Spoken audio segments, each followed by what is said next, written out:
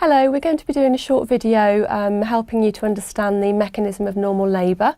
We've got the mum represented by the pelvis, so the mum is supine, and we've got the fetus entering the pelvis in the right occipito-anterior ROA position. At some point towards the end of pregnancy or sometimes in early labour, the fetal head will enter the inlet of the maternal pelvis, and it does so with sagittal suture of the fetal head in the transverse diameter of the maternal pelvis. As labour progresses and contractions get stronger, we have something called fetal axis pressure, which is where the pressure of the uterine contractions pushes down on the fetal sacrum and it makes the baby's head flex, which results in the smallest diameter of the fetal head presenting, and that's the suboccipito-brachmatic diameter. As labour progresses, we get increased pressure down the fetal axis caused by increasing strength of uterine contractions. This causes descent of the fetus through the maternal pelvis.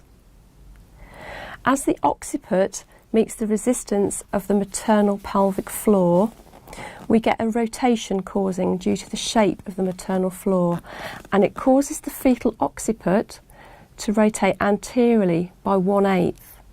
However, it's very important to note that the shoulders do not rotate through this same 1/8, and this results in some misalignment between the fetal shoulders and the fetal head. As labour progresses and we get increasing fetal descent, the occiput will slip beneath the suprapubic arch, and this is when crowning can occur.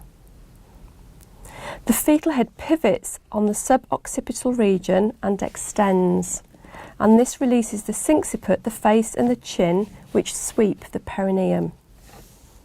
The fetal head is now free to do something called restitution.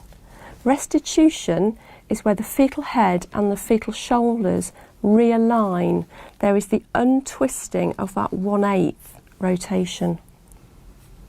At the same time, we get increasing descent of the fetus, and now the anterior shoulder meets the resistance of the pelvic floor, and that too rotates anteriorly 1/8.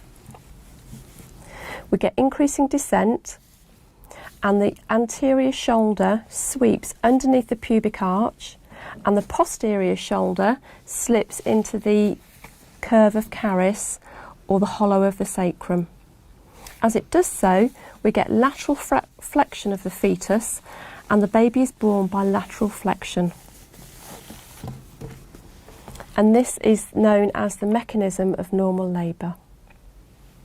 This video has demonstrated the mechanism of normal labour for a baby in the ROA position.